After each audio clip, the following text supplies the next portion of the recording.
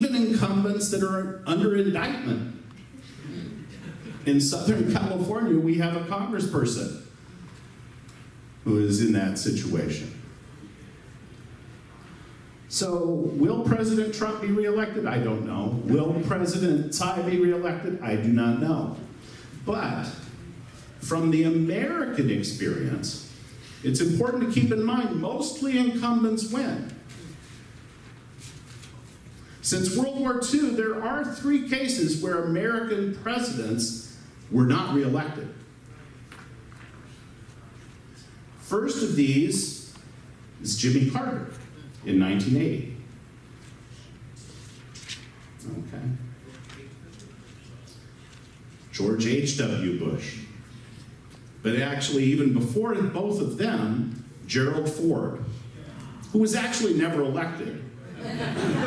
So he wasn't really trying to be reelected, but he wanted to stay in the job. Now, all 3 of these had 2 things in common. Number 1, they had powerful opposition from somebody in their party. So in the case of Gerald Ford, that person was Ronald Reagan. He ran against Ford in the primaries. In the case of Jimmy Carter, that person was Ted Kennedy. And in the case of H.W. Bush, George H.W. Bush, it was Pat Buchanan. So they had opponents that raised questions and got attention. So they couldn't just coast until the general election. But probably more important than that was the fact that all 3 of these presidents were trying to get reelected in an economic downturn. President Trump is not likely to face significant opposition. Former governor of Massachusetts is running against him. Probably few people can name him. Okay.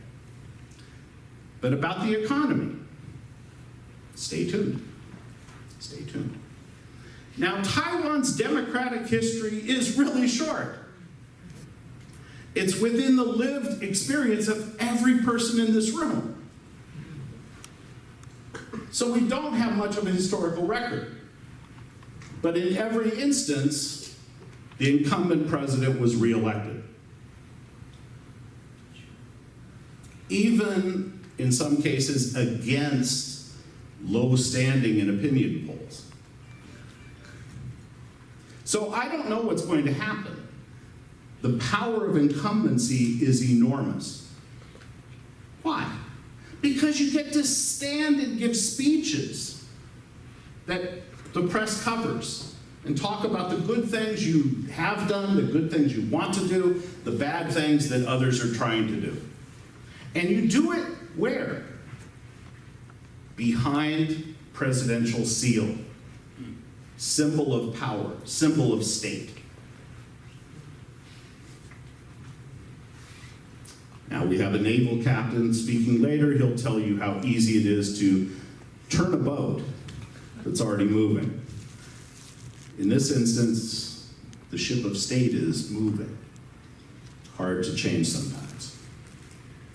Well, let's ask Americans, what country has the greatest economic power in the world today? In 2000, almost all Americans said the US. There were a few people who said China. In 2000, before China entered the World Trade Organization. And there may have been 1 or 2 people that said Taiwan. I doubt it. But by 2009, by 2009, more Americans said China than the United States. And that has continued through 2018. Gallup irritated us. They didn't ask the question this year. They are going to ask it next year. Now it's on a 2-year cycle. But in 2018, it had grown very close. More Americans thought the United States was the dominant economic power. And you can see that, in fact, not a majority, but a lot of Republicans felt that the US was number one. Now, why in 2008, 2009 did Americans think that China was in charge? Well, partly because of the economic meltdown that happened here in the United States. These are front pages from those dire days. Now, what's going on now in the US-China economic relationship? President Trump is focused on the trade balance. But that's not the big issue. The trade balance is what we do today, the economy of today. But the biggest issues in the relationship are about the economy of tomorrow. And that's where this Chinese state plan, Made in China 2025, comes into being. The plan's issued in 2015, and you have these goals. And the Chinese government is putting muscle behind achieving these, having a prominent position in artificial intelligence, robotics, and a bunch of other things. Not everybody is happy about it. The US Chamber of Commerce has spoken out against it. The European Chamber of Commerce has spoken out against it. US-China Business Council, because they are afraid that what it will do is favor Chinese businesses over outside businesses. That favoritism will disadvantage external businesses. This particular chart freaked people out. This was produced by a think tank in Germany, and it's a heat map. And in terms of our relationship with the sun, we're just far enough away we don't get cooked. But if we were at the sun, we would get cooked. And that's what's happening in this chart to South Korea and to Germany, that they will be in jeopardy, that China's economic plans put them at risk. The United States is out here getting a sunburn, but not at the epicenter. Now, why is President Trump president? Why does he have this job? Partly because of this.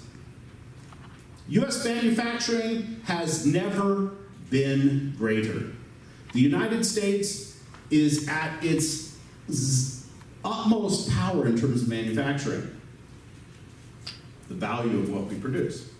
We just don't need as many people to do it as we once did. Automation. And of course, you know this in your everyday life. There are businesses that you would have patronized in the past that you don't. You do things yourself using technology, using websites, using apps, doing these kinds of things. Same thing with manufacturing. Fewer hands, more machines. Automation.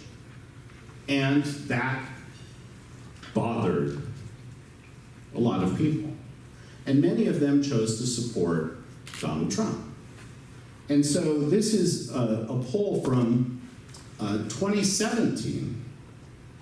And the red is Republicans, white independents, blue Democrats. And you can see the Republicans were very, very worried about loss of jobs to China. Also worried about the trade deficit.